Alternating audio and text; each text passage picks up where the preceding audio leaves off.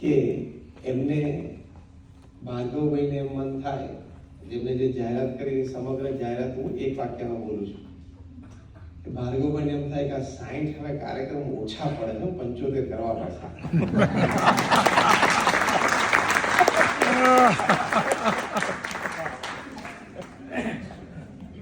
એવી ડિસિપ્લિન રીતે તમે સત્સંગ એટલે કે સમાજમાં, સત્સંગમાં અને સંસ્થામાં રહો તો સભ્ય તરીકે તમને પણ આનંદ આવે અને આયોજકો, વ્યવસ્થાપકોને પણ, ભાર્ગવભાઈ ઇત્યાદિ કે ટીમને પણ આનંદ આવે.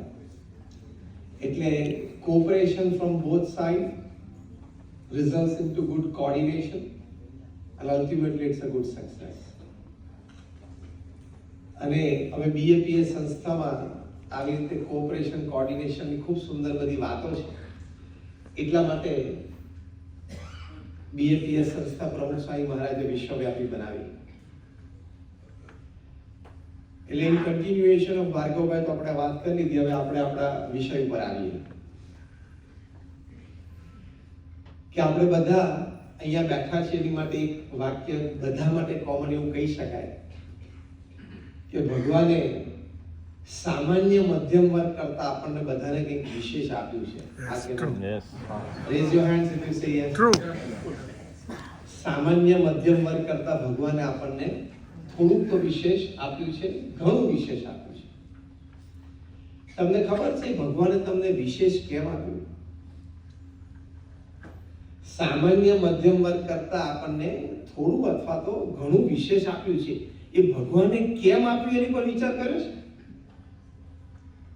એ ભગવાને વિશ્વાસ મૂક્યો આપણી ઉપર કે મેં આને જે સામાન્ય મધ્યમ વર્ગ કરતા જે થોડું વિશેષ અથવા ઘણું વિશેષ આપ્યું છે એ વિશેષમાંથી એ 5-10% સમાજ અને ધર્મ માટે વાપરશે એવા વિશ્વાસથી આપ્યું.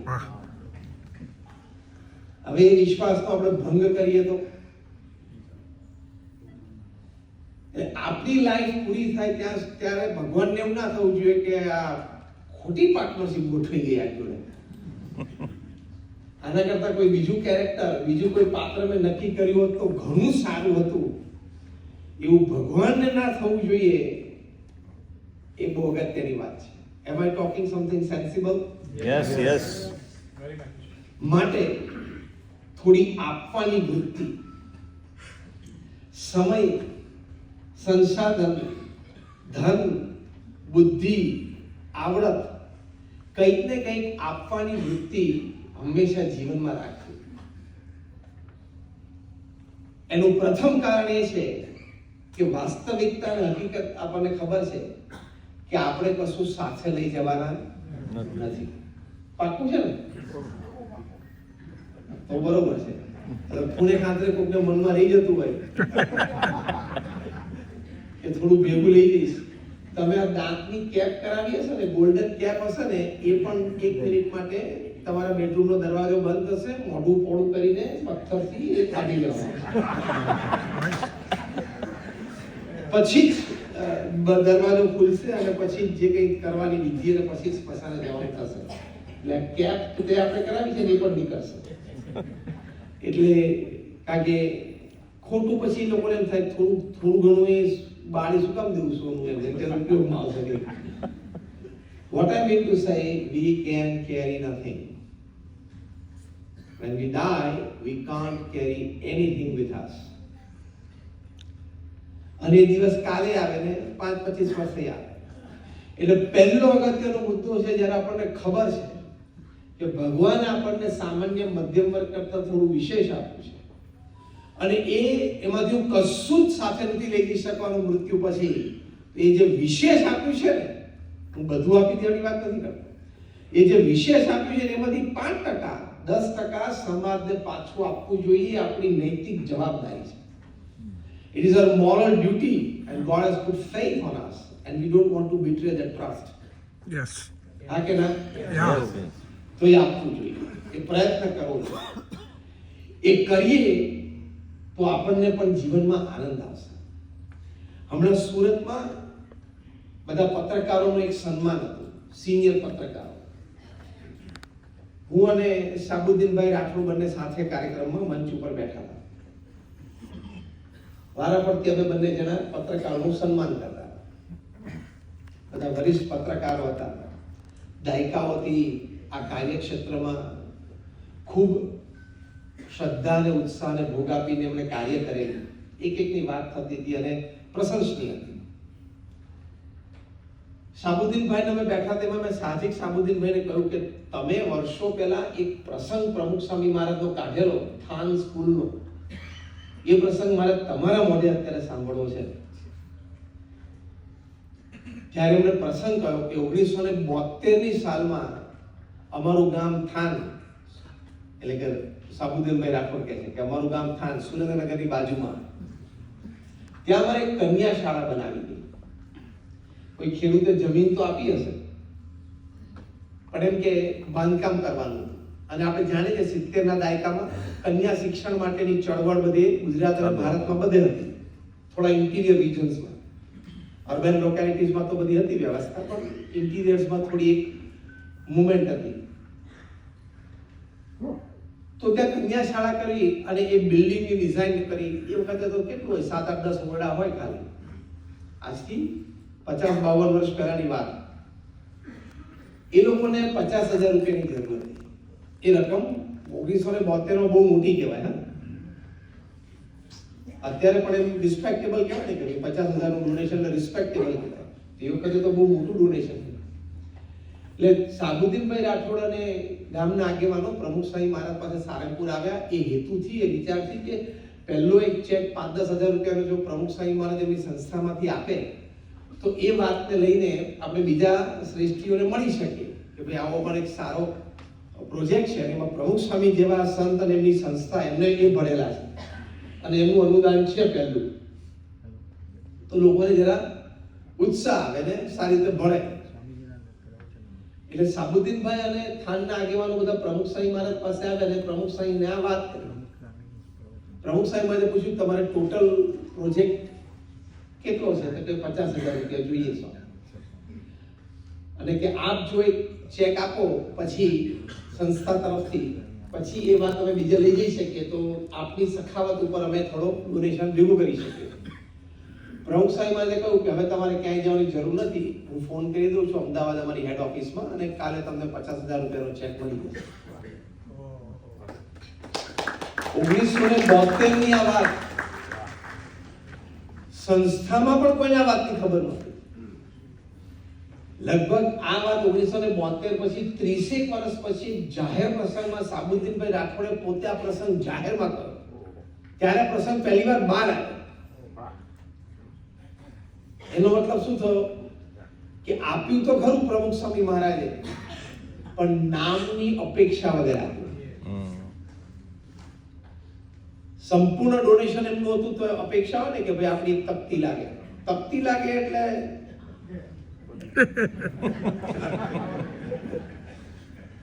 અપેક્ષા, પણ આપી. આવી તો ઘણી બધી વાત છે. આ તો મેં એક વાત કરી, પણ બીજા પણ સમાજના ઘણા બધા શ્રેષ્ઠીઓ છે જેમણે શ્રદ્ધાથી, હું જે કોલેજમાં ભણ્યો BBM એન્જિનિયરિંગ કોલેજ વિદ્યાનગરમાં, ત્યાં વિદ્યાનગરની આખી જે રચના થઈ, એક શૈક્ષણિક હબ ઊભું કરવું ગુજરાતના મધ્ય ભાગમાં, એની માટેના પ્રયત્નો હતા. એટલે એ વખતે સરદાર વલ્લભભાઈ પટેલે બિરલાને કહ્યું કે તમે એન્જિનિયરિંગ કોલેજ માટે ડોનેશન આપો,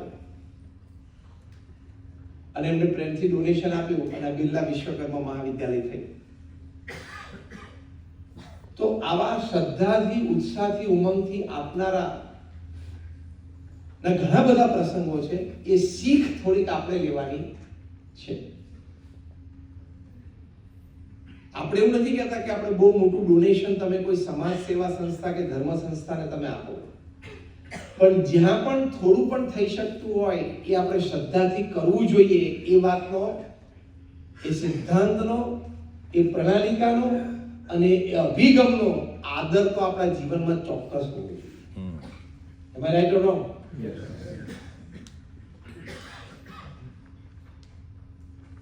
તો આપવું એની માટે એક આ સરસ વાત છે કે ગિવિંગ ઇઝ લિવિંગ. તમે આપો છો એ તમારું જીવન છે અને આપ્યાનો આનંદ છે. પ્રમુખ સ્વામી મહારાજ એક સરસ વાત કરતા કે દીધેલું ખૂટતું નથી, સંગ્રહેલું ખૂટે છે. સાચી વાત. આ વાક્ય પ્રમુખ સ્વામી મહારાજ બોલતા કે દીધેલું કોઈ દિવસ ખૂટતું નથી, પણ સંગ્રહેલું ખૂટે. સંગ્રહેલું કેવી રીતે ખૂટે? પાટનો દગો દઈ જાય. હા કે ના? ચોર ચોરી કરી જાય. આપણું કરીને રાખ્યું હોય એ ખૂટવાની શક્યતા ખરી. દીધેલું કોઈ દિવસ ખૂટે. અને ભગવાનનો અને કુદરતનો ક્રમ છે, દીધેલું હોય ને ત્યાં ભગવાન વધારે આપે કે આ પાત્ર સાચું છે, મારે સમાજ અને ધર્મના બે સારા કામ કરાવવા છે, આને આપીશ ને તો એ આગળ જવા દેશે,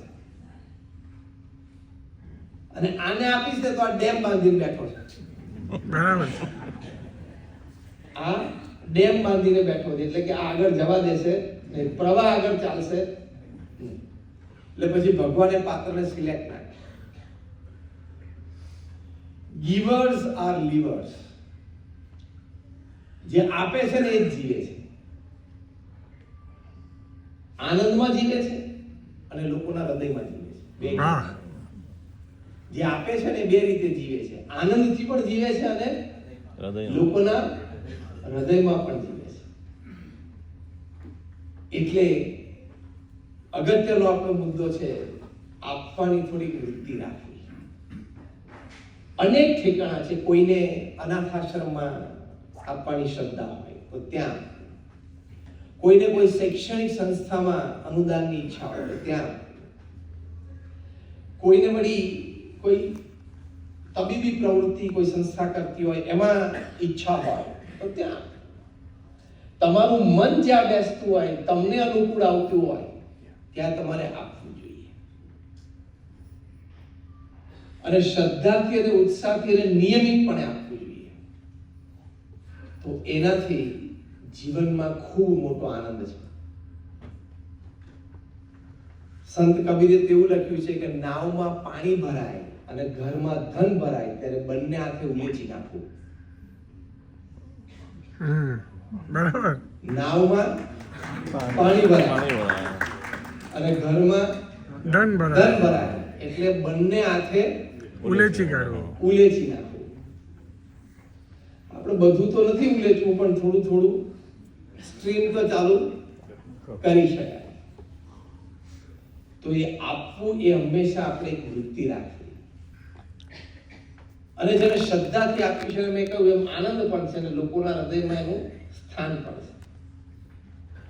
હવે ક્યારે આપવું? તો કે આજે અને અત્યારે આપવું. હું પ્રવચન કરું છું તો કોઈ પ્રોજેક્ટ લઈને આવ્યો ન સમજતા.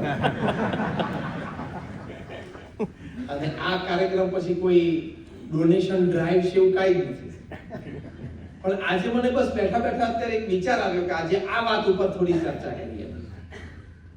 કારણ કે બધા સંઘરીને બહુ બેઠા છો, ભેગા લઈ જવાનું ને એવી રીતે થોડું છોડાવવાનું છે. સાચી વાત. ભેગા લઈ જવાના એવા ભાવથી આપણે સંઘરીને બહુ બેઠા છીએ તો થોડું છોડવું જોઈએ. છોડવું છે નહીં, છોડાવવાનું છે.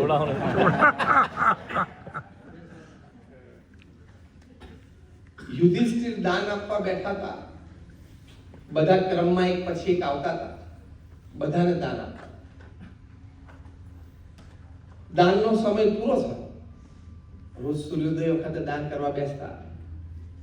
રાજા ત્યાંથી ઉભા થયા, સૈનિકો એમની સાથે ચાલ્યા. કોઈ એક ગરીબ વ્યક્તિ, એ વળી થોડો મોડો પડ્યો હશે, એ દોડતો એ સ્થાને આવ્યો, પણ રાજા જરા ઉભા થઈને આગળ ચાલી ગયા. એટલે સૈનિકોએ કીધું, ભાઈ તું હવે કાલે આવ. એટલે પેલો કે હું તો ભૂખ્યો છું ને મારે આજે જ જોઈએ. અને રાજા યુધિષ્ઠિરને પણ કંઈક કામમાં હશે એટલે યુધિષ્ઠિરે પણ એમને એમ કહ્યું કે તું કાલે આવજે ને, હું તને આપીશ સવારે. એમ કહીને ચાલ્યા. ભીમે આ સંવાદ સાંભળ્યો. એમણે જઈને વિજયડંકા વગાડ્યા. આ વિજયડંકા શેના હોય કે સૈન્ય જ્યારે જીતીને આવે ને ત્યારે આખા ગામને અને પ્રજાને ખબર કરવા માટે કે આપણું સૈન્ય યુદ્ધ જીત્યું, એની માટેના મોટા ડંકા હોય. ભીમે એ વગાડ્યા. યુધિષ્ઠિર તો રાજા તરીકે આ આશ્ચર્ય પામ્યા અને ગુસ્સે પણ થયા કે આ હરકત કોણે કરી, ક્યાં યુદ્ધ ચાલે છે, ક્યાં આપણું સૈન્ય લડે છે અને વિજય ડંકા કેવી રીતે વગાડ્યા. તરત તપાસ કરવા સૈનિકોને મોકલ્યા તો સૈનિકો તો બિચારા થોડા ખચકાતા પાછા આવ્યા. યુધિષ્ઠિરે પૂછ્યું શું ખચકાવો, કોણે વગાડ્યું, કોણે એને સજા થવી જોઈએ. એ આપણા ભાઈ ભીમે વગાડ્યા છે. યુધિષ્ઠિર તો એને બોલાવો. આ તો એક ઇનડિસિપ્લિન કહેવાય ને, અને બહુ મોટી ઇનડિસિપ્લિન. ભીમ હાજર યુધિષ્ઠિરે કહ્યું તમે ડંકા વગાડ્યા? જી હા. વિજય ડંકા વગાડ્યા? જી હા. યુદ્ધ તો ચાલતું નથી, સૈન્ય કઈ લડતું નથી કે વાત બરોબર છે, તો જીતશે નહીં, તમે બહુ મોટી જીત મેળવી. યુધિષ્ઠિરને આશ્ચર્ય થયું. એટલે ભીમને પૂછ્યું ફરી વખત બોલતો. ભીમ કે તમે બહુ મોટી જીત મેળવી એટલે વિજય ડંકા વગાડ્યા. યુધિષ્ઠિર કે મેં ક્યાં કોઈ જીત મેળવી, તમે કાળ ઉપર જીત મેળવી, તમે કાલ સવાર સુધી જીવતા રહેવાના છો, તમને ખબર છે એ આ જીતના ડંકા વગાડ્યા. તમને ખબર છે કે તમે કાલ સવાર સુધી જીતવાનો છો. યુધિષ્ઠિરને અંતરદ્રષ્ટિ થઈ. ભીમ કોઈ માર્મિક વાત કરી રહ્યો છે કે મેં પેલા ગરીબને કહ્યું કાલ સવારે આવજે હું તને આપીશ, એનો મતલબ કે કાલ સવાર સુધી હું જીવવાનો છું એવું મને ખાતરી છે. આપણામાંથી કોને ખાતરી છે? એટલે જ યુધિષ્ઠિરને અંતરદ્રષ્ટિ થઈ કે ભાઈ બરાબર છે તો રાત્રે સુતા જતા રહીએ.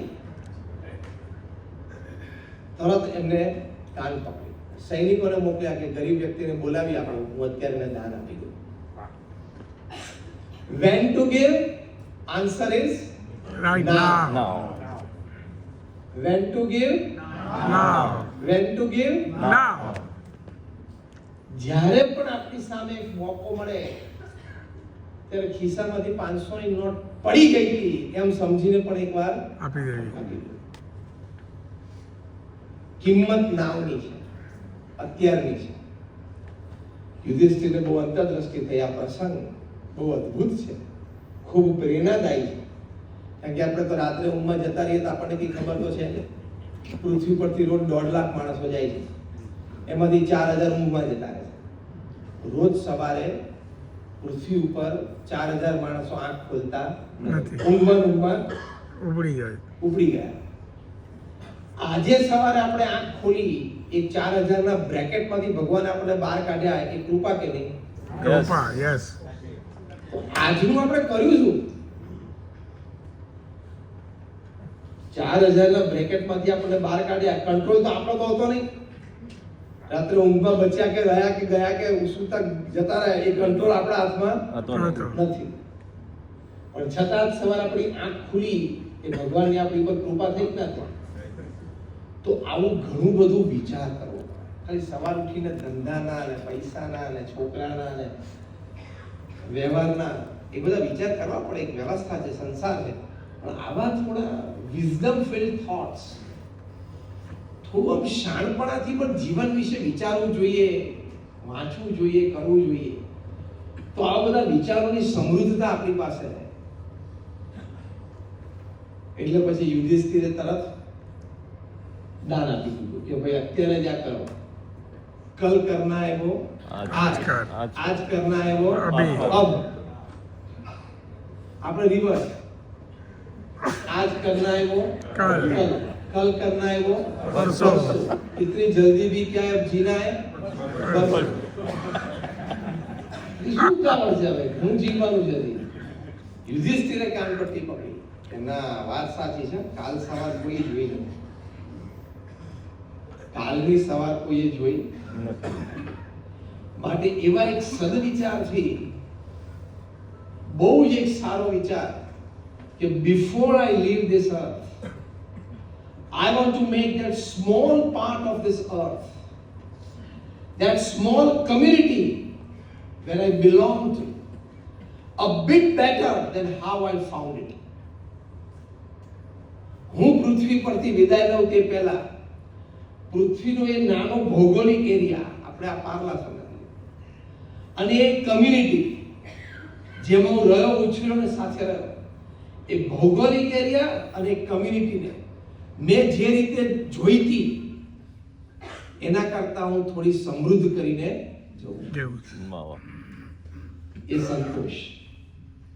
એટલે પ્રમુખ સ્વામી મહારાજનું જીવન સૂત્ર હતું, એક્ઝેક્ટ શબ્દો એ બોલતા, બીજાના ભલામાં આપણું ભલું, બીજાના સુખમાં આપણું સુખ, બીજાના આનંદમાં આપણો આનંદ અને બીજાની પ્રગતિમાં આપણી પ્રગતિ. વાહ.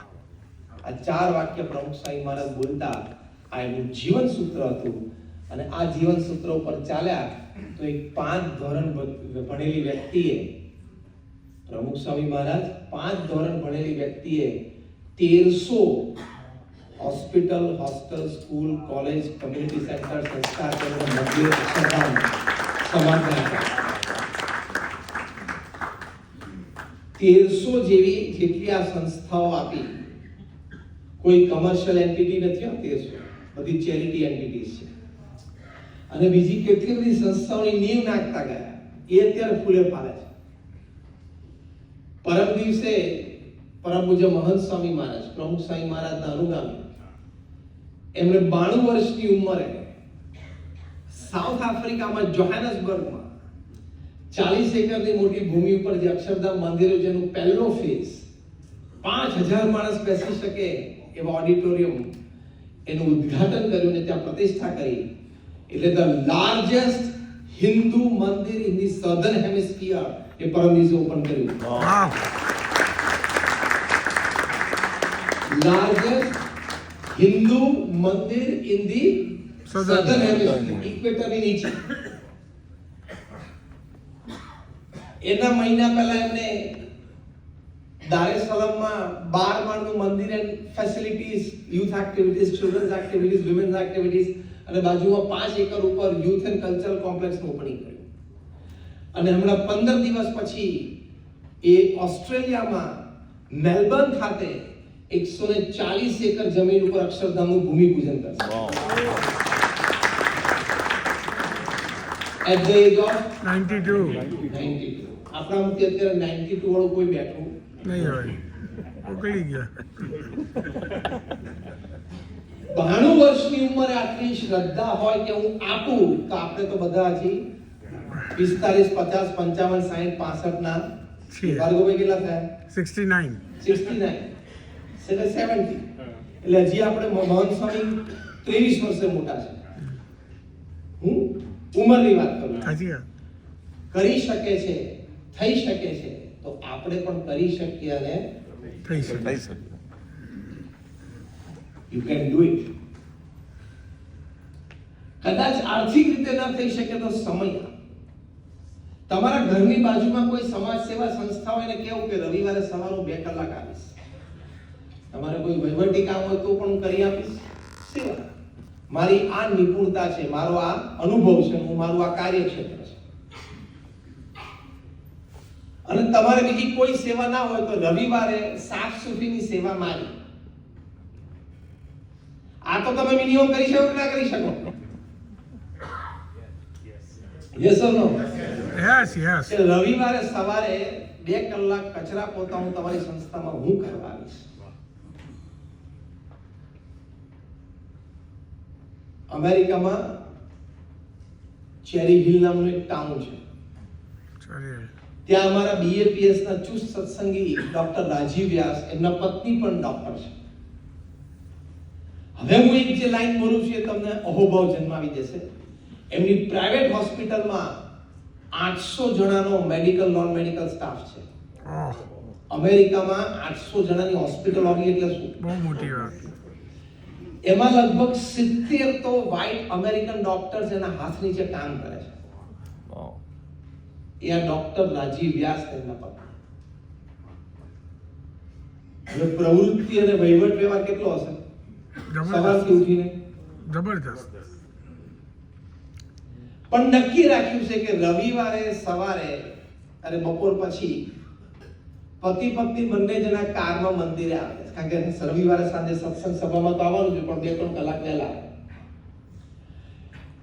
ગાડીની ડેકીમાં સાફ સફાઈનો તમામ સામાન હોય, જે કંઈ સાવરણો હોય કે કપડું હોય, પછી જે કંઈ લિક્વિડથી સાફ કરવાનું હોય. અને ચેરી હિલ બીએપીએસ મંદિરના તમામ સંડાસ બાથરૂમ પતિ પત્ની 2-2.5 કલાક સાફ કરે. ઓહો.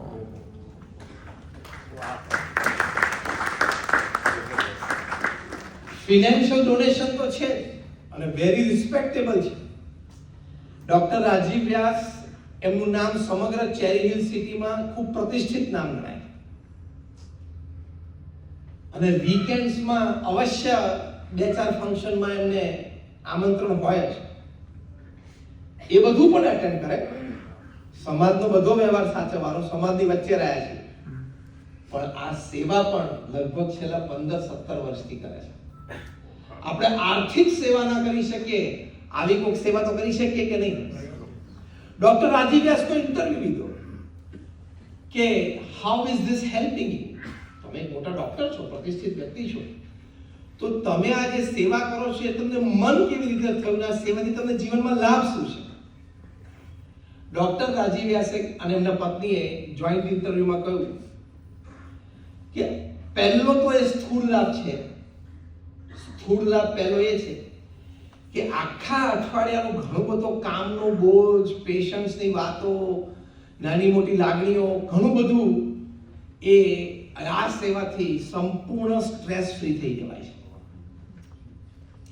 અને સોમવારે સવારે એકદમ તાજગી ભર્યા મન અને તાજગી ભર્યા શરીર સાથે શરીરે અમે પાછા 8 વાગે હોસ્પિટલ પર લાગી જાય.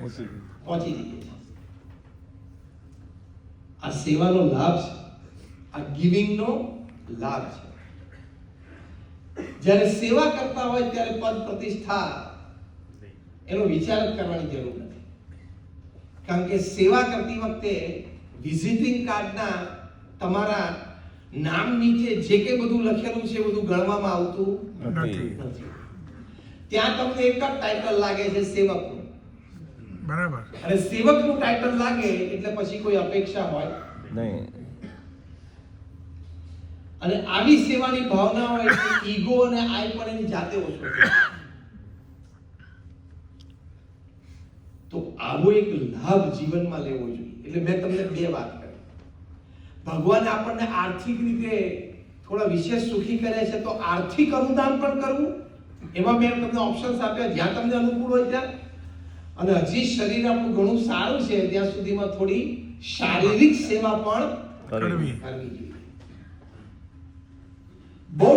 both the types of selfless service that helps and helps a lot, એ આપણને મદદરૂપ છે અને ઘણી સારી રીતે મદદરૂપ છે. તમે ઘરે જઈને ગૂગલ કરજો, એક નામ હું તમને અત્યારે આપું છું, doctor James House. JAMES James, એની અટક છે હાઉસ, HOUS. આ ડોક્ટર જેમ્સ હાઉસ છે, એમણે એક સર્વે કર્યો. પોતે મિશિગનમાં રહે છે. 27,000 લોકોને, એ અને એમની સંસ્થા, એમના વોલેન્ટિયર્સ, 27,000 લોકો ઉપર એ લોકોએ સર્વે કર્યો અને સર્વે 10 વર્ષ સુધી કર્યો. સર્વેમાં દરેક વ્યક્તિને 2 વિભાગમાં વહેંચેલા. જે લોકો કોકને કોક સમાજ સેવા સંસ્થા સાથે ક્યાંક સેવામાં જોડાયેલા છે, જે લોકો સેવામાં નથી જોડાયેલા.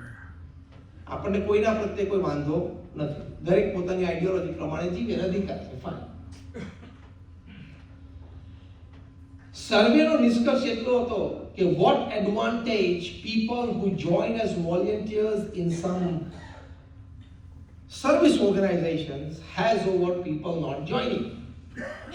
જે લોકો કોઈ સમાજ સેવા સંસ્થા સાથે ક્યાંક જોડાયેલા છે એ લોકોને નહીં જોડાયેલા કરતા જીવનમાં લાભ શું છે? તો જેમ્સ હાઉસ લખે છે કે I found as a doctor that those people who joined in regular selfless services as a volunteer had 2.5 times lesser death rate than those not joining. Wow. 2.8. 2.5 times lesser death rate than those not joining. લાંબુ જીવે. એટલે સેવા કરો તો થોડું લાંબુ જીવાય એવું છે, એમ કહું છું. દેશી ભાષામાં શું છે? સેવા કરો તો લાંબુ જીવે. લાંબુ જીવાય. હવે લાંબુ પણ જીવવું છે અને પાછું સ્વાસ્થ્ય સારું રાખી જીવવું છે ને. Second point doctor James House લખે છે કે I have come to a conclusion after my survey, એટલે મારા સર્વે પછી હું એક નિર્ણય પર આવ્યો છું કે helping others selflessly has definite health benefits. બીજાને તમે નિસ્વાર્થ ભાવે મદદરૂપ થાવ છો એનો લાભ તમને સ્વાસ્થ્યની દ્રષ્ટિએ પણ છે. પછી એમણે 3 ગણાવ્યા. Helping others strengthens your heart. બીજાને તમે નિસ્વાર્થ મદદરૂપ થાવ છો, તમારું હૃદય મજબૂત થાય છે. કઠણ નહીં, હા, એ બી તમારું હૃદય મજબૂત થાય છે. બીજી વાત લખી, helping others strengthens your immune system.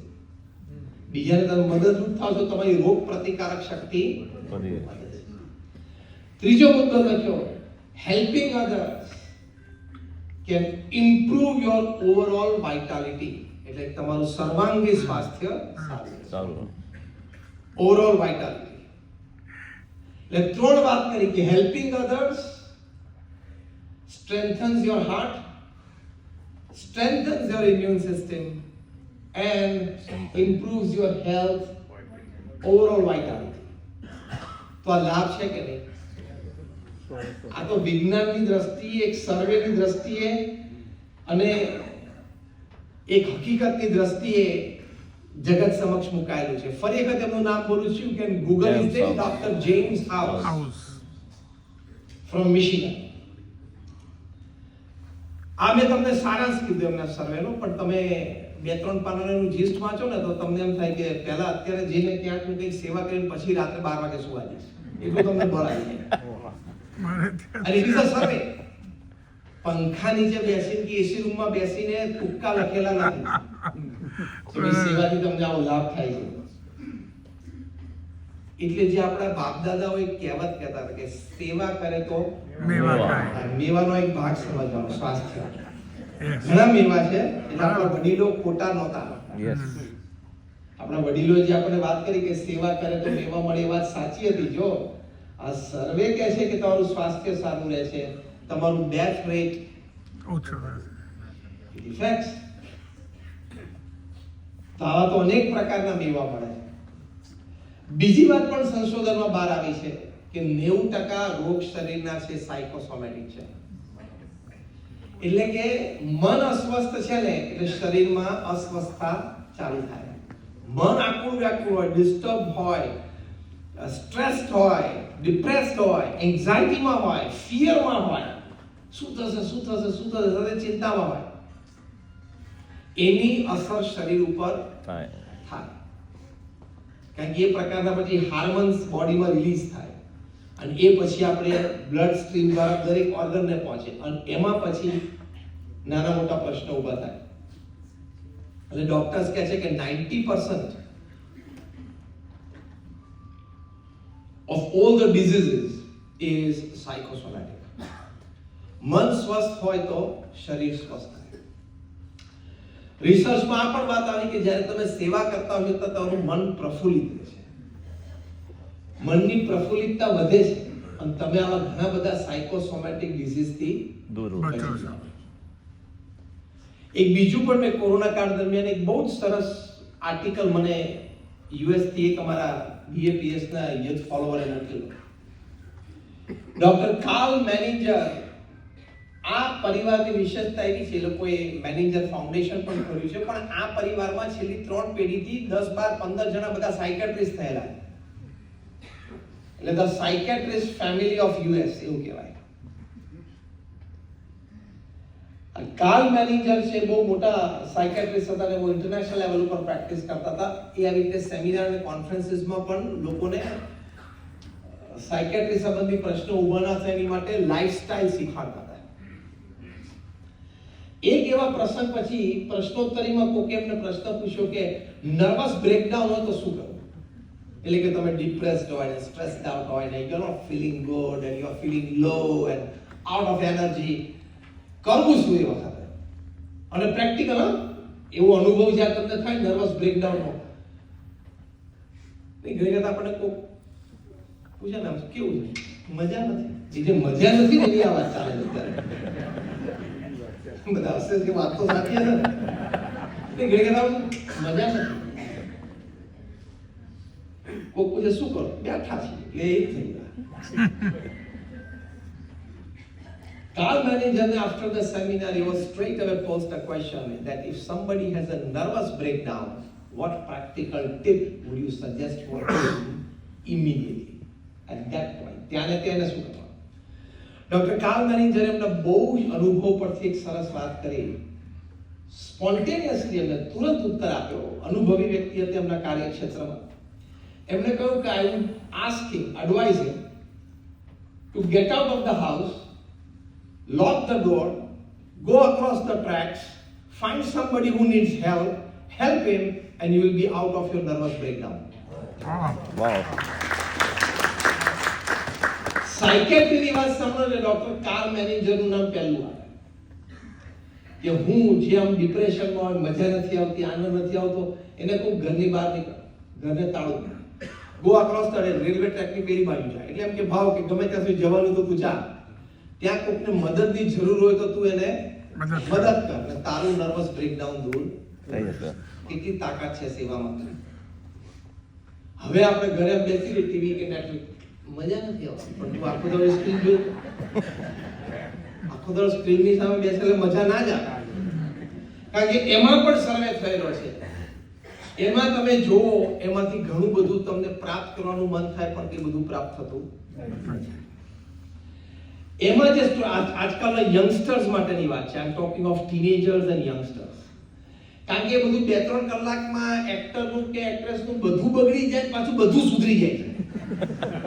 જીવનમાં એવું 2-3 કલાકમાં થતું નથી, 2-3 વર્ષમાં પણ થતું નથી. પણ વારે વારે આવું જોવે છે એટલે એનું મેન્ટાલિટી ડેવલપ થઈ જાય કે કંઈક મારું બગડે તો મારું સુધરી જશે તરત, અને પછી 2-4 વર્ષ સુધી ના સુધરે એટલે કરું કેમ સુધરતું નથી. કારણ કે સબકોન્શિયસ માઇન્ડમાં શું ચાલે છે, પેલી 3 કલાકની ફિલ્મ કે ગમે તે તકલીફમાંથી એક્ટરને 2.5 કલાકમાં બહાર તો કાઢવો જ પડે. હા કે ના?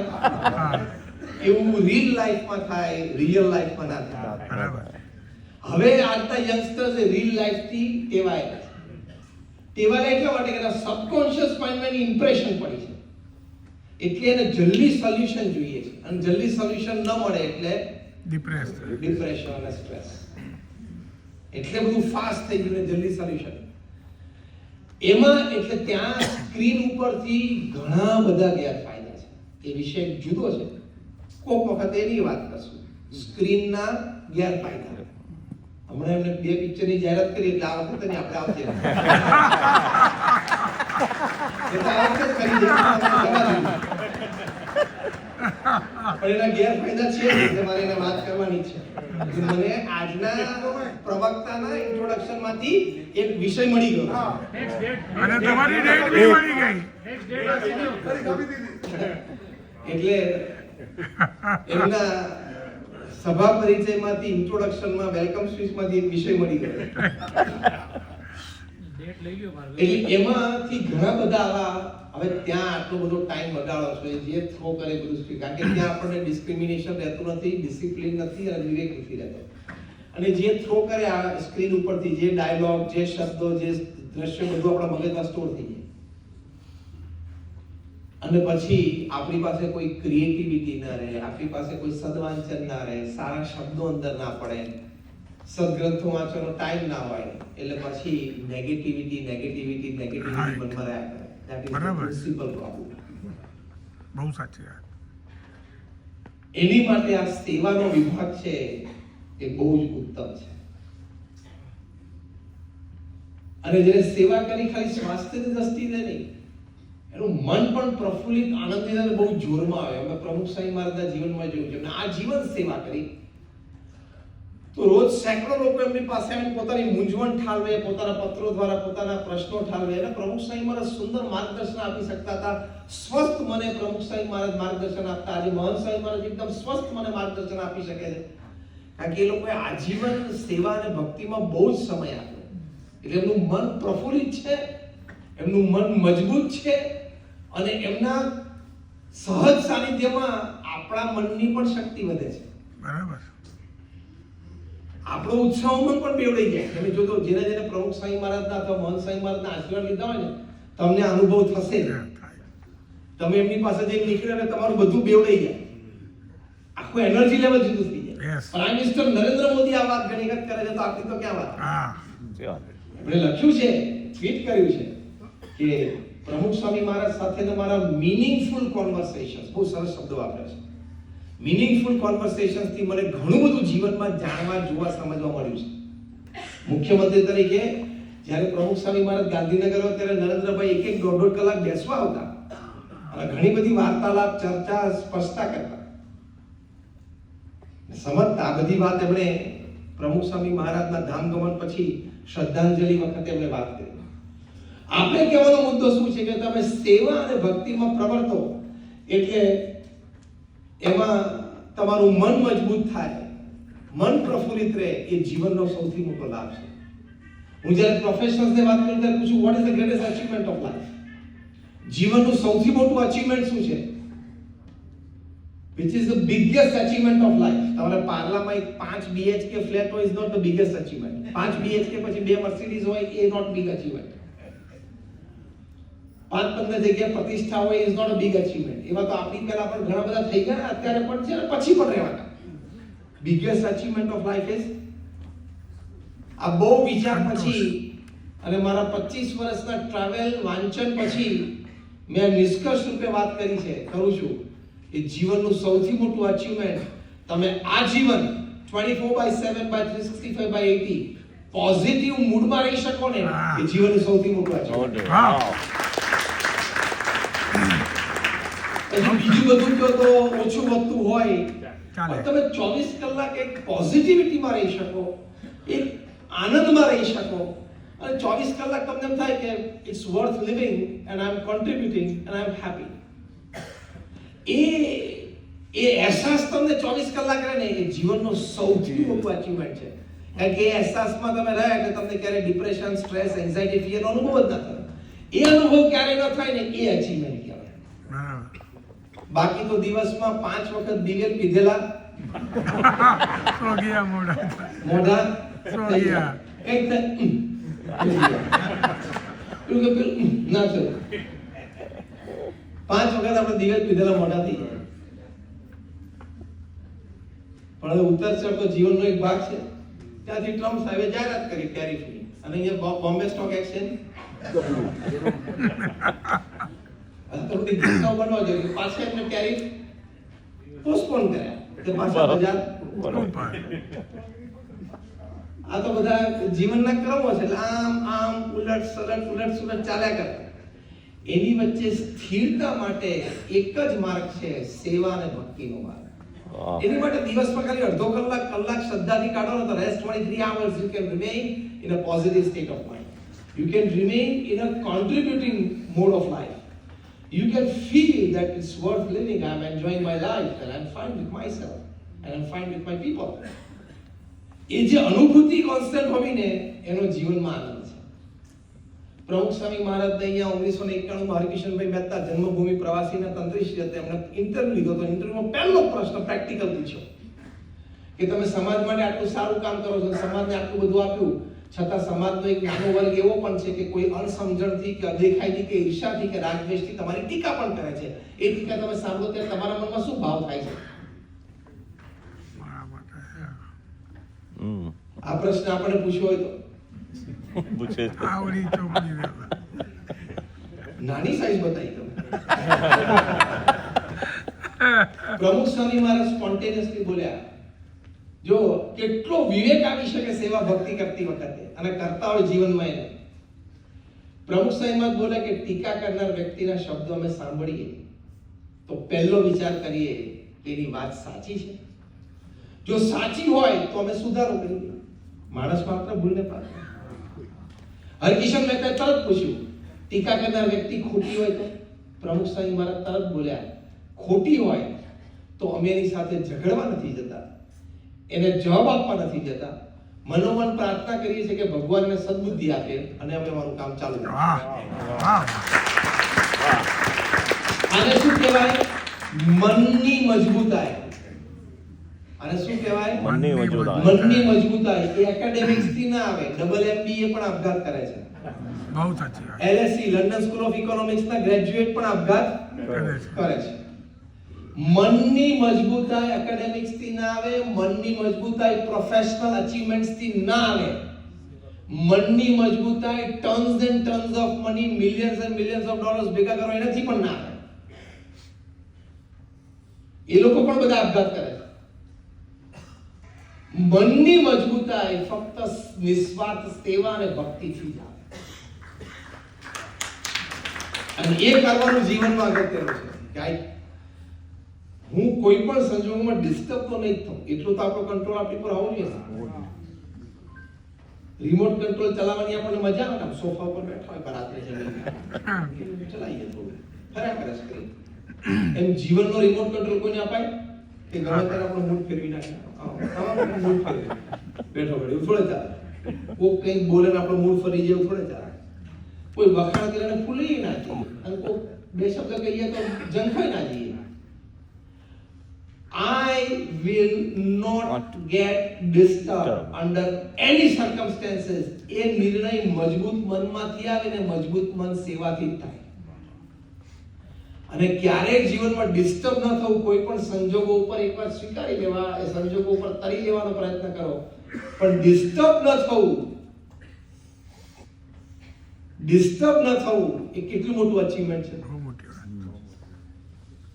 એ જીવનની સૌથી મોટું અચીવમેન્ટ છે. મેં બહુ વિચાર કરીને આ અચીવમેન્ટને જીવનનું સૌથી મોટું અચીવમેન્ટ ગણાવું છું. સાચી વાત. તો એ સેવા, જો પ્રમુખ સ્વામી મહારાજે કહ્યું કે અમે મન પર એ વાત કહેતા જ નથી ટીકા કરનાર, અને કોઈ દિવસ એનો જવાબ આપવા ગયા જ નથી, કોઈ દિવસ એની ઝઘડવાની વાત જ નથી. એની રીતે આપણે આપણી રીતે. પ્રમુખ સ્વામી મહારાજે પોતાના મોઢે પણ કોઈ ટીકા નથી કરી. આવો જે વિવેક અને આવી જે મનની મજબૂતાઈ એ હંમેશા સેવા અને ભક્તિ નિસ્વાર્થ ભાવે તમે કંઈક કર્યું ને એનાથી જ આવે છે. એટલે મેં તમને સાયન્ટિફિક રિસર્ચની પણ વાત કરી અને એક સ્પિરિચ્યુઅલ પર્સનાલિટીની પણ વાત કરી. બેના કોમ્બિનેશનથી હું વાત કરું છું. ડોક્ટર જેમ્સ હાઉસ અને ડોક્ટર કાર્લ મેનેજરની પણ વાત કરી અને પ્રમુખ સ્વામી મહારાજની પણ વાત કરી. I'm talking at both the ends because I am a man of science and religion both. I will talk logic and faith both. બેની વાત છે. હવે સેવા કેવી રીતે કરવી? તમે ક્યાંક સેવામાં જોડાયેલા હોય. પ્રમુખ સ્વામી મહારાજે 1995 માં એમનો અમૃત મહોત્સવ એ બોમ્બેમાં બહુ મોટા પાયે ઉજવાયેલો, ચેમ્બુર. પ્રમુખ સ્વામી મહારાજને તે વખતે બહુ સાહજિક રીતે અમારા સ્વયંસેવકોની સભામાં એક વખત પ્રસંગે બોલેલા કે સેવા કરતી વખતે 4 મુદ્દા યાદ રાખવા. સાહજિક જ બોલેલા પ્રવચનમાં. કારણ કે જીવનમાં હોય ને સાહજિક બોલે, બાકી બધાને ગોઠવવું પડે પછી બોલાય, અને કાગળિયું રાખવું પડે પછી બોલાય, અને કાં તો પીપીટી જોઈએ પછી બોલાય. બહુ સાચી. પ્રમુખ સ્વામી મહારાજ સાહજિક બોલતા. આજે અમારા ગુરુ મહંત સ્વામી મહારાજ છે સાહજિક બોલે છે, કારણ કે એમના જીવનમાં આ વાત છે. પ્રમુખ સ્વામી મહારાજે કહ્યું કે 4 મુદ્દાનું ધ્યાન રાખવું સેવા કરતી વખતે. એક, માથે બરફ મૂકીને શાંતિથી, ગુસ્સે નહીં થઈ જવાનું. માથે બરફ મૂકીને. બીજું, મનગમતું મૂકીને. ત્રીજું, હક દાવો મૂકીને. અને ચોથું, દેહને ઘસી નાખવું. આવા ભાવથી સેવા કરવી. એટલે અપેક્ષા નહીં.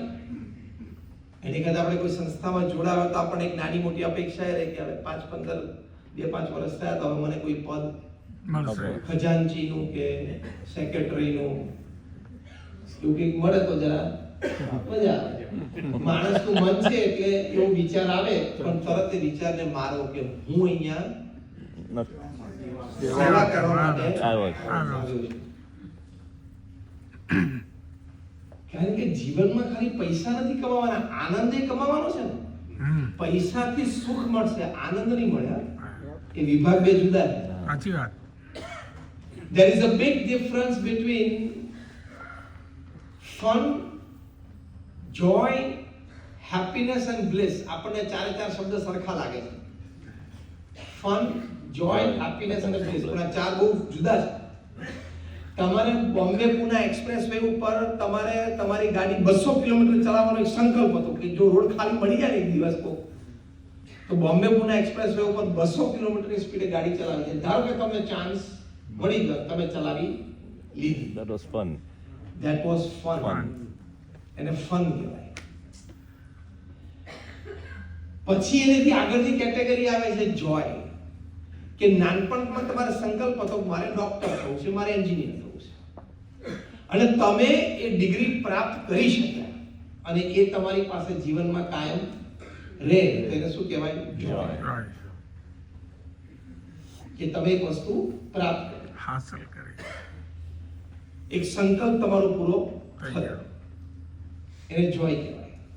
એનાથી આગળ હેપીનેસની વાત છે કે તમે તમારા જીવનમાં એવા સંજોગો, એવા પરિસ્થિતિ, પરિવાર, મિત્રો એની સાથે એવી રીતે હળો મળો, એની સાથે એવી રીતે તમે રહો, થોડું માફ કરો, થોડું મોટું મન રાખો, એ પણ થોડું મોટું મન રાખે, હળી મળીને સાથે રહીએ અને એ સાત સંગતનો આનંદ, That is happiness. સાથે સાથે સ્વાસ્થ્યનું ધ્યાન રાખ્યું તો એનો પણ આનંદ, એ કાયમ માટે જીવનમાં રહે, એને હેપીનેસ. Happiness. Yes. એનાથી આગળ છે બ્લિસ. એ બ્લિસ નિસ્વાર્થ સેવા અને ભગવાનની ભક્તિથી આવે. એમાં પછી આ વર્લ્ડની એક કેટેગરી ચાલતી નથી. એ પછી સંત તુકારામની વાત હોય, તુલસીદાસજીની વાત હોય, મીરાબાઈની વાત હોય, કે આજે મોડર્ન ટાઈમ્સમાં આપણે પ્રમુખ સ્વામી મહારાજ કે મહંત સ્વામી મહારાજ જેવા સંતની વાત હોય. એ બ્લિસ છે ને ભગવાન સાથેના સંબંધથી જ આવે. એની માટે પછી આ વર્લ્ડની વાત કોઈ ના આવે, દુનિયાની વાત.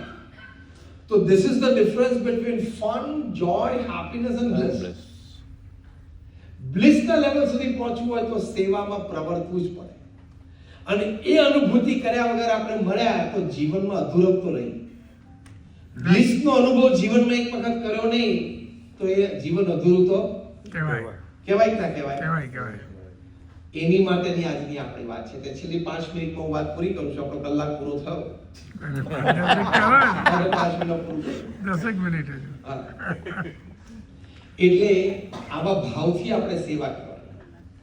હું તમને એક પ્રસંગ કે લોકોને નિસ્વાર્થ સેવાની ભાવના અને સેવા કરતી વખતે જે ઇમોશન્સ, કોરોના કાળ દરમિયાન ત્યાં અમેરિકામાં BAPS ના એક બહુ જ અમારા સારા વોલેન્ટિયર જે નાનપણથી BAPS ના અમારા બાળ મંડળમાં, યુવક મંડળમાં મોટા થયેલા, ડોક્ટર દિલીપ પટેલ, પેન્સિલ્વેનિયા. એ રાત્રે ન્યૂઝ જોતા હશે ઘરે, કોરોના બધું બંધ જ હતું, એટલે રાત્રે જમીને પછી બેઠા હતા અને ન્યૂઝ જોતા હતા. એમાં પેન્સિલ્વેનિયાના ગવર્નર એ લાઈવ આવ્યા અને એમણે અપીલ કરી કે સેન્ટ ક્વેન્ટિન પ્રિઝન છે તેની માટે અમારે એક મેડિકલ ઓફિસર જોઈએ છે, ત્યાં કોઈ જવા માટે તૈયાર નથી. તો I personally appeal to all the viewers કે તમારામાંથી કોઈ મેડિકલ પ્રોફેશનલ હોય તો આપણે વેક્સિનેટ કરવા માટે મેડિકલ પ્રોફેશનલ જોઈએ છે, ઇન્જેક્શન આપવા માટે સેન્ટ ક્વેન્ટિન પ્રિઝન જાય. હવે સેન્ટ ક્વેન્ટિન પ્રિઝન છે ને અમેરિકાનું સૌથી વાયલન્ટ ઇનમેટ્સ ધરાવતું પ્રિઝન છે. 1600 થી 1800 જણા, આ બધા 2-5 ખૂન કરી નાખ્યા એવા છે બધા, અને વાયલન્ટ મગજના. એટલે બધા મેડિકલ પ્રોફેશનલ્સ પણ ગભરાતા હતા કે આને તો પાછું જરાક આપણે ઇન્જેક્ટ કર્યું અને સોય થોડીક વાગી તો આનું નક્કી નહીં, આ તો વડું આવી જાય.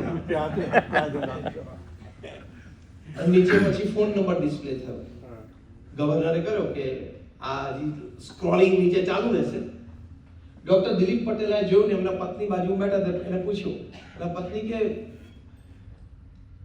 કઈ એમાં તમારે ચિંતા કરવાની જરૂર નથી, you must go, it is a call from the nature and from the divine. એટલે ડોક્ટર દિલીપ પટેલ તરત કોલ કર્યો કે હું ડોક્ટર છું, આઈ એમ અ મેડિકલ પ્રોફેશનલ અને હું ત્યાં જઈશ. તરત ત્યાંના ગવર્નરના સેક્રેટરી ઉપર એમણે કીધું કે ઈમેલ ઉપર તમારા સર્ટિફિકેટ્સ અને ક્રેડેન્શિયલ્સ મોકલો. એટલે આપણે એના સર્ટિફિકેટ અને ક્રેડેન્શિયલ્સ મોકલ્યા. એટલે કીધું કે okay, you are a professional, medical professional and you can vaccinate, તમે ઇન્જેક્શન આપી શકો છો. તમે ક્યારે આવી શકો છો? ગવર્નરની ઓફિસે ડોક્ટર દિલીપ પટેલ કે I can start my car in 60 seconds. હા. 450 કિલોમીટર ડ્રાઈવ કરીને સેન્ટ ક્વેન્ટિન પ્રિઝન પહોંચ્યા, non stop. Spirit of service. ત્યાં જઈને એમણે બાજુમાં મોટલ હતી 10-15 માઇલથી અમેરિકામાં મોટી વસ્તુ ને 10-15 માઇલ દૂર એની ફ્રેન્ડની મોટલ હતી. ત્યાં એક રૂમ પર રહી ગયા. ગવર્નરે કીધું અમે તમારી વ્યવસ્થા કીધું આઈ એમ કમ્ફર્ટેબલ, હું સેવા કરવા છું. એને વેક્સિનેશન પ્રિઝનર્સને ચાલુ કર્યું. રોજ એવરેજ ત્યાં અમેરિકામાં 20, 30, 35 જણાને વેક્સિનેટ કરે. અહીંયા રોજના 100 કરવા માંડ્યા, 150 કરવા માંડ્યા. એક દિવસ એ વેક્સિનેશન માટે બેઠા હતા અને વારાફરતી બધા ઇન્મેટ્સ નજીક આવે અને ફૂલ સિક્યુરિટી સાથે, આજુબાજુ એની સિક્યુરિટી હોય અને બે પ્રિઝનરને પાછા ભેગા ના થવા દે, નહીં તો પછી એનું બળ વધી જાય. એક વ્યક્તિ ચાલતી રૂમમાં આવી, ડોક્ટર દિલીપ પટેલ અને એની આંખો બંનેની આમ મળી અને બંનેની આંખો એકબીજા ઉપર સ્થિર થઈ ગઈ. બંને એકબીજાને ઓળખી ગયા. ડોક્ટર દિલીપ પટેલને ઓળખી ગયા કે આ એ જ વ્યક્તિ જેને મારા ચાઇલ્ડહુડ ફ્રેન્ડ, 30 વર્ષનો મારો ફ્રેન્ડ, એની વાઈફ અને એમના સંતાન 4 જણાને આણે મારી નાખ્યા. ઓહો. અને એના લીધે જ અત્યારે પ્રિઝનમાં છે. My childhood friend, his family, cold blooded murder. અમેરિકામાં ડોક્ટર્સને રાઇટ ટુ રિજેક્ટ છે, હક આપેલો છે કે ભાઈ મારે પણ મારા હ્યુમન રાઇટ્સ છે, મારા પેશન્ટને ટ્રીટ નથી કરવું એવું ડોક્ટર કહી શકે છે. એને શું કહેવાય છે અમેરિકામાં? Right to reject. એક સેકન્ડ માટે ડોક્ટર દિલીપ પટેલને એવો વિચાર આવ્યો કે હું અને ના પાડી દઉં, મારે એને વેક્સિનેટ નથી કરવું. અહીં ફ્રેક્શન ઓફ અ સેકન્ડ માટે વિચાર આવ્યો, ત્યાં તરત એમને વિચાર આવ્યો કે મારા ગુરુ પ્રમુખ સ્વામી મહારાજ, એમના શબ્દો હું નાનપણથી ભણતો આવ્યો છું BAPS માં કે બીજાના સુખમાં આપણું સુખ. એ જે બીજાના શબ્દો પ્રમુખ સ્વામી મહારાજે શબ્દો વાપરે છે બીજાના, એમાં કોઈ કેટેગરાઇઝ કર્યું નથી. બીજાના એટલે પછી બધા આવી ગયા. એટલે મારી એ ઘટનાને અત્યારે ભૂલી જવી જોઈએ. કોરોના છે અને આ વ્યક્તિ પણ વેક્સિનેશનનો હકદાર છે, હી ડિઝર્વ્સ, તો મારે એને વેક્સિનેટ કરવું જોઈએ. નજીક બોલાવીને એને વેક્સિનેટ કરાય. જેલમાં બધાને વેક્સિનેટ કરીને પછી એમ નહીં કરતા હતા થોડા દિવસ પછી, અને બધા ઇન્મેટ્સ ક્યુમાં ઊભા હતા ડોક્ટર સાહેબનો આભાર માનવા માટે. The last person standing on the exit gate was this person. હવે બંને વચ્ચે કઈ વાર્તાલાપ તો કરવાનો નથી, હતો નહીં, કારણ કે બંનેને બહુ ઘા બે બાજુના ઊંડા હતા. પેલા પ્રિઝનરે ખાલી કાચ ઉપર આમ હાથ મૂક્યો, ખાલી અને ધ્રુસકે રડી પડ્યો. બીજી વખત જ્યારે વેક્સિનેશન સેકન્ડ રાઉન્ડ આવ્યું ત્યારે જેલર એટલે સુપ્રિન્ટેન્ડન્ટે કીધું કે આ કેદીને મેં ક્યારેય કોઈ રિગ્રેટ અવસ્થામાં કે રડતા જોયો નથી. તમે ગયા ને પછી ધ્રુસકે રડતો. તો કેવી એક ભાવના કહેવાય કે હું સેવા તો કરું પણ મારા અંતરના ભાવો છે એ સહેજ પણ કુભાવ થાય તો એને દબાવીને પણ હું સેવાને પ્રાધાન્ય આપું.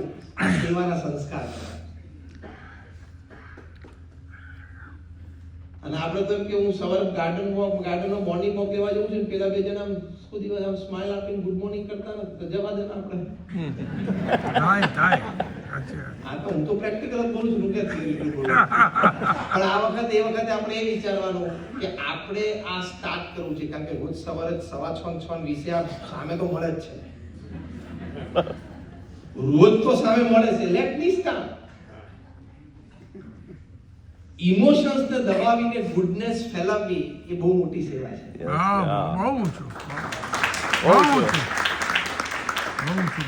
આપણા ઇમોશન્સ ને દબાવીને to spread goodness around us in any form is greatness. એ આવશ્યક છે, એ મહાનતા પણ છે અને એ આવશ્યકતા પણ છે. તો વાતાવરણ આપણી બાજુનું સારું બને. અને એકચ્યુઅલી એ પણ રાહ જોતા હતા કે સામેથી રિસ્પોન્સ આવે તો હું પણ પછી હવે રોજ રિસ્પોન્સ આપું. બેરિયર તોડે કોણ? શરૂઆત કોણ કરે? અને આપણે બધા પાછા એમ એ જબરો શબ્દ છે ને, આપણે એવું જબરું છે અંદરથી કે ખાલી બીજો બિલાડો બોલતો એવું લાગે. એટલે આવી એક સેવાની ભાવના, એક નિસ્વાર્થ સેવાની ભાવના, એનાથી જીવનમાં આટલા બધા લાભ થાય છે. એટલે શારીરિક લાભ પણ છે, માનસિક લાભ પણ છે, આંતરિક લાભ પણ છે. એ પણ મેં તમને સાયન્ટિફિક સર્વેથી બતાવ્યા અને આવી વ્યક્તિઓના જીવનમાંથી પણ મેં બતાવ્યા. એક છેલ્લો પ્રસંગ કહીને પૂરું કરું. અમે એક ડોક્ટર મહેતાને મળેલા. એની ઉંમર બહુ મોટી હતી. Maybe he must be around 90, 10 years back. પ્રસંગમાં હતા, એક આવા ઇવેન્ટમાં હતા. એમાં સાહજિક ખબર પડી કે ડોક્ટર દોશી આણંદમાં, જેમણે 3 લાખ કેટરેક્ટ ઓપરેશન્સ ફ્રી કરેલા, એમની સાથે એમણે ઘણા વર્ષો સેવા કરી છે. એટલે મને ઇન્ટરેસ્ટ જાગ્યો. એટલે મંચ ઉપર અમે બધા સાથે બેઠા હતા. એટલે મેં બાજુવાળા મહેમાનને કીધું, તમે આમ બેસો, મારે તમારી જગ્યાએ બેસો, મારે આમની સાથે ઇન્ટરેક્શન કરવું છે. એટલે અમે એક્સચેન્જ કરી લીધી સીટ.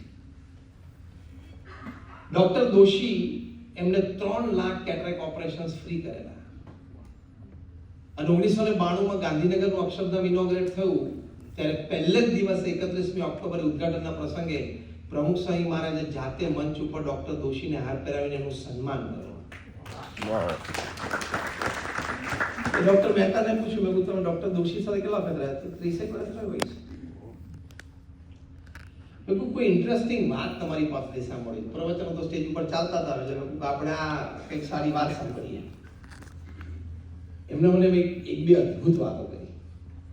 એક કે ડોક્ટર દોશી પોતાની પ્રેક્ટિસ તો સારી હતી આણંદમાં, પણ એને થયું કે આપણે સેવા કરીએ. એટલે ગામો ગામ અમે કેમ્પ કરતા હતા, on weekends, specially on Sundays, અને કેમ્પ બધા કરી અને લોકોને લાભ થતો. અને 15-15, 20-20 દિવસ સુધી અમે કેમ્પમાં હોઈએ અને પછી પાછા આવીએ. એ બધા પ્રસંગો અમને કયા. અને કે ડોક્ટર દોશીની એક્સપર્ટાઇઝ બહુ હતી. એમના હાથમાં ભગવાનનો વાસ હતો. એ સક્સેસ બહુ હતા. સેવાની એક ભાવના. મેં કહ્યું તમને વાંધો ના હોય તો એક પ્રશ્ન પૂછું? ડોક્ટર કે યસ. મેં કોનું ફાઇનાન્સ નથી લાવતા હતા. એ અગત્યનું ના, બધા કેમ્પ કરવા અને બધી વ્યવસ્થા કરી. તો મને કે સ્વામી, the most interesting part of the story lies here. Then if you are comfortable you can. તો કે હા, comfortable. કે અમે કેમ્પમાંથી પાછા આવી, અઠવાડિયાનો 10 દિવસનો 15 દિવસનો કેમ્પ હોય. when we come back next morning when we go to clinic, સવારે જઈએ ક્લિનિક પર, કોઈ પત્ર વ્યવહાર કરવાનો હોય, બીજું ત્રીજું, અને અમે ક્લિનિકનો દરવાજો ખોલીએ ત્યારે ગ્રાઉન્ડ ઉપર, ફ્લોર ઉપર 15-25 ચેક એમને એમ પડ્યા હોય.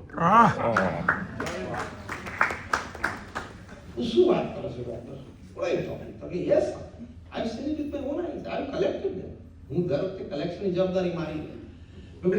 ડોક્ટર દોશી આ બધા ચેક જોવે તો કે એ ક્લિનિક ખોલે અને 10 દિવસ પછી ખોલી હોય ક્લિનિક. તો એટલે લોકોને ખબર હતી કે આ ક્લિનિક તો બંધ જ છે અને એ તો ગામડાઓમાં બધા કેમ્પ કરવા જ જાય છે ફૂલ ટાઈમ. તો એ ચેક બધા પડ્યા હોય ત્યાં મોડંગીને જઈને સીટ ઉપર બેસી જાય. ડોક્ટર દોશી કોઈ ચેક હાથમાં લીધો નથી. પછી પછી કે હું બધા ચેક લીધું. પછી મેં કહ્યું હવે તમને વાંધો ન તો બીજો પ્રશ્ન પૂછું, તમને અનુકૂળ હોય તો જવાબ આપજો. પૂછો. મેં કહું આ ચેકમાં રકમ સામાન્ય કેટલી હોય? મેં કહું ફરી તમને અનુકૂળ હોય તો જવાબ આપજો. આ તો મને એમના વિશે, જીવન વિશે જાણવું છે. તો કે મેં સ્વામી 500 રૂપિયાનો પણ ચેક જોયો છે અને 5 લાખનો પણ જોયો છે. ત્યાંથી નીચેથી બારણા નીચે તિરાડમાંથી નાખી જતા લોકો. ક્રેડિટ્સ તો હતી ડોક્ટર દોશી. તમે સેવા કરો અને સમાજ અને સંસાર તમને જે આદર આપે ને, જીવનની સૌથી મોટી. આજે લગભગ 32 વર્ષ આ પ્રસંગે થયા અને આપણે અહીંયા યાદ કર્યા. બે પ્રસંગ 10 વર્ષ પહેલા જાણે, પણ એમનું સન્માન પ્રમુખ સ્વામી મહારાજ 1992માં 33 વર્ષ પહેલા કર્યું. અને આપણને એક આનંદ થયો કે આવી વ્યક્તિઓ પણ સમાજમાં હતી અને છે. તો કે એવી રીતે લોકો ચેક આપી જતા હતા. તો સેવાની ભાવના હોય તો સમાજ સાથે જ રહે, સમાજ આદર પણ આપે, સમાજ પ્રેમ પણ આપે. એ પણ જીવનની બહુ મોટી કમાણી છે. ખાલી વોર્ડરોબમાં બહુ કપડા ભેગા કર્યા, વોર્ડરોબમાં એ કમાણી નથી.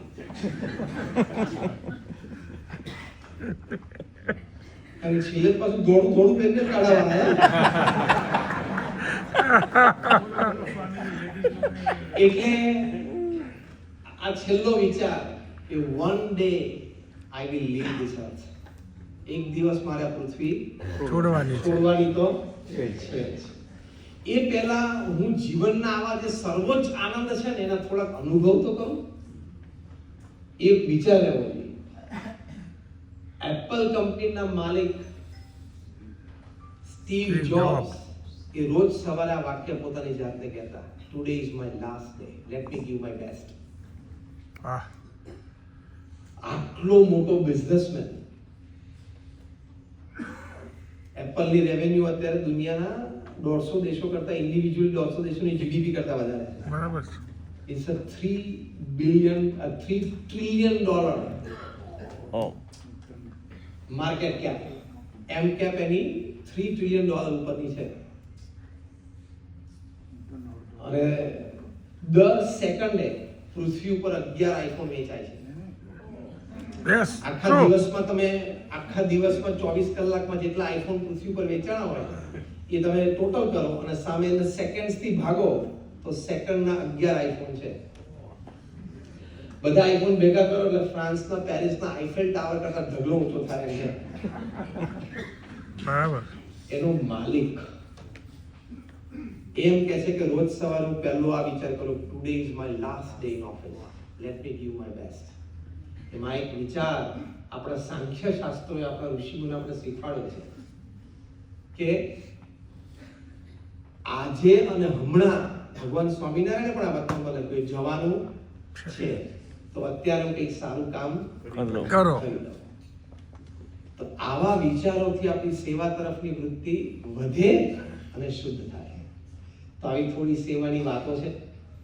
આર્થિક રીતે કે સમયની દ્રષ્ટિએ ક્યાંક ઇન્વોલ્વ છો તો અભિનંદન છે, ક્યાંક ઇન્વોલ્વ નથી તો ચોક્કસ પ્રયત્ન કરજો અને આવા આનંદનો પણ બધો લાભ લેજો. લેજો. Thank you very much.